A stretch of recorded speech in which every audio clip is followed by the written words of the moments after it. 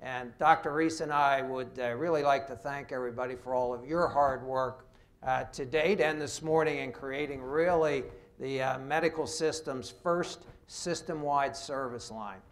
You're clearly capitalizing on the collective strengths and of all of our organizations, and we really applaud everybody for all of their hard work.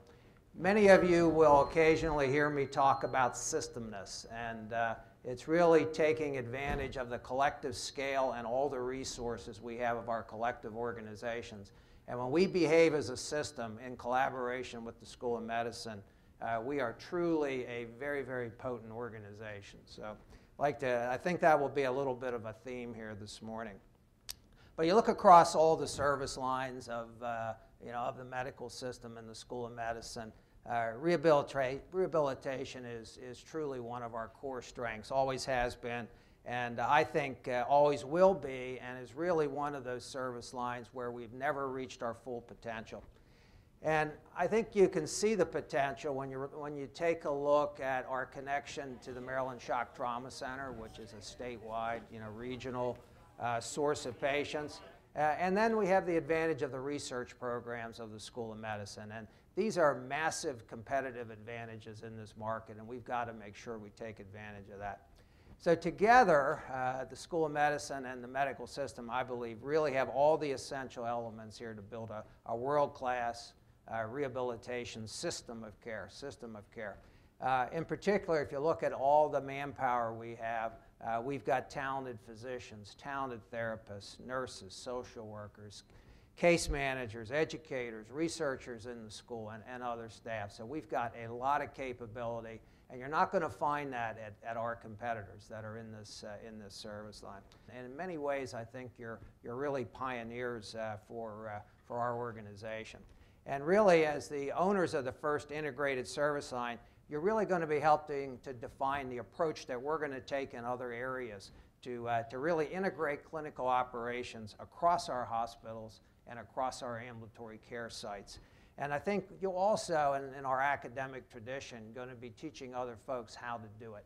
As we wind our way into acting as a system of care here, you'll be identifying how to do it and hopefully over time educating others. Today, you're also going to be identifying opportunities to streamline care, but also standardize care. And I think that's going to be a key factor going forward. And to build that on a first-class IT platform, I think will result in the end in a very high-quality patient experience. Good morning, everyone. I, too, am delighted to be here, and it's a pleasure to be welcoming you jointly with my friend and partner, Bob Krenzik. I think I can echo very much what he has said, and that is the unique alignment that we have forged, both or two organizations, will reflect the real essence of who we are, but more importantly, I would think the magic for success, to improve that care by research and discovery. That is the brand that we hope to continue to enhance and to promote. So I want to conclude by saying the work that you do across the system or plan to do is very important. I look forward to learning from the brainstorming, the interaction, the energies that will be generated throughout this room today, and to affirm you that this is an important work you're doing. You're doing this not only for our collective organizations, but you're doing it for the citizens of this state and the region, all of whom make it possible that we're here. That's why we're here in the first place. So I look forward to enjoying the retreat with you. I'll be here for a few hours. But I also look forward to the next retreat, where I'd like to challenge you that we like incremental progress as opposed to stationary progress.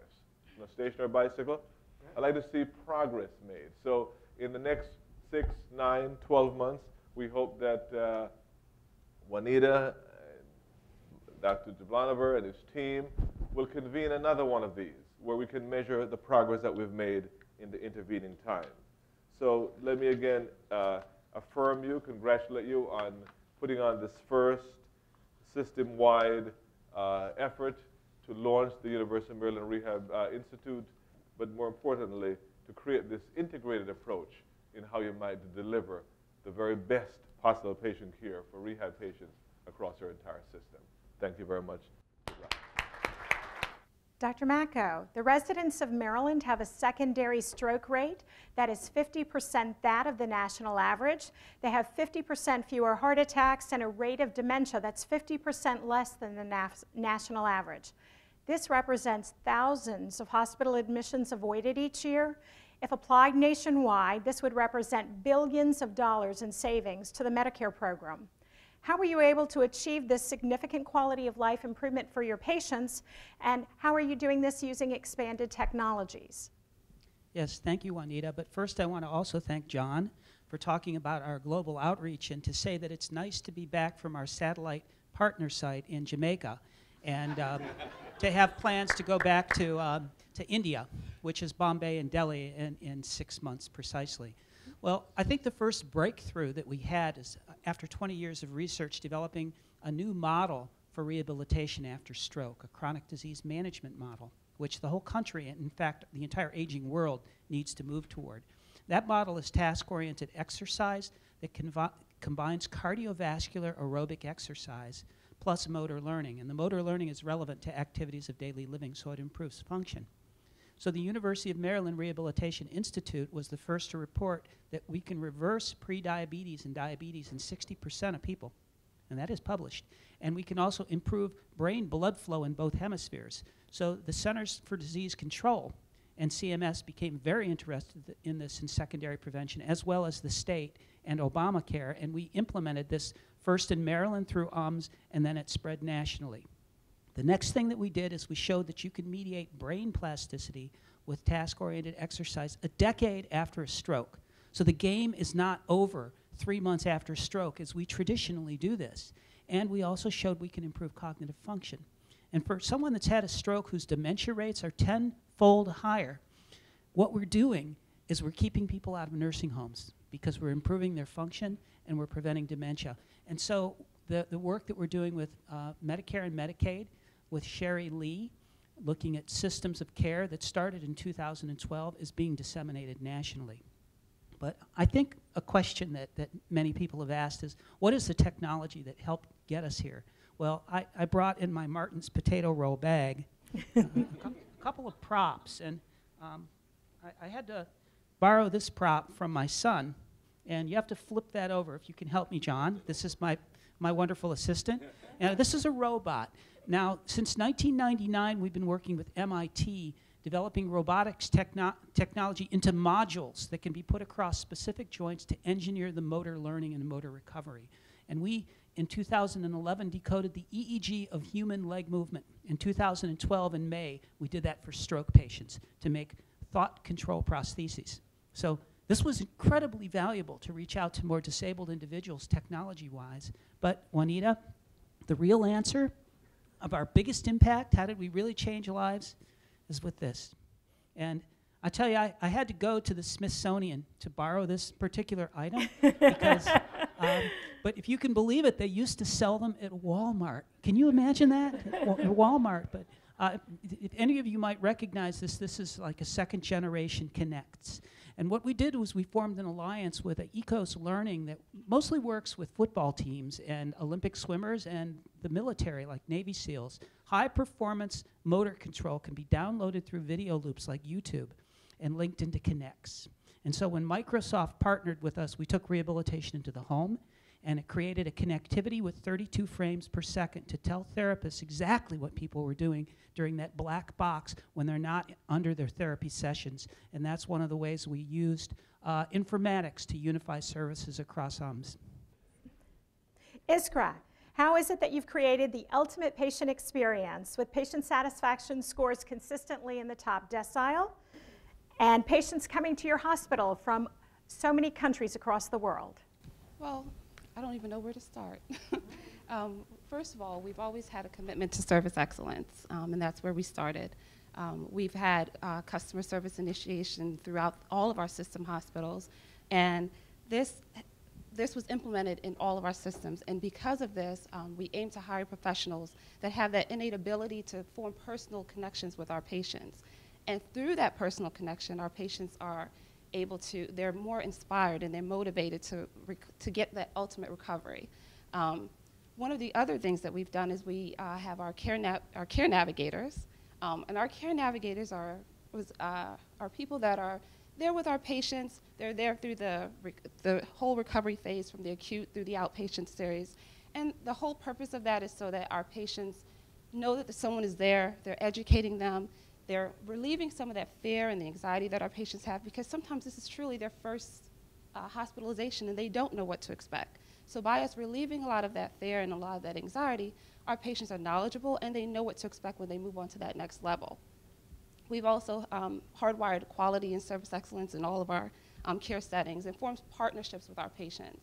And by forming these partnerships, our patients are motivated, and again, we elevate them to that level, and they are actually discharged 2 days prior, and we're less than the national average.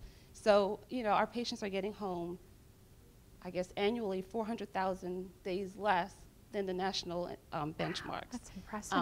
But not only are we doing that, we're actually the best at it. And so our patients are getting home, and it's not just getting them home for us money-wise, but they're spending 400,000 more days at home with their families. We've actually created the ultimate therapeutic environment. So a lot of our environments, they're very peaceful, they're comfort, they aid healing. So we have healing gardens, we have worship centers, and we also have areas that our patients can go and visit with families that's really outside of that typical hospital setting. So they're able to relax and laugh and talk to their family and not have to worry. A lot of times we associate hospitals with such seriousness. But they're able to go there and laugh and talk and associate with family and friends, and we look forward to doing that. One of the other big things that we've done is that we have computer access in all of our patient rooms. We have smart TVs. And through these TV systems, our patients are able to keep linked with the social networks and all that. But we also have a My Health channel.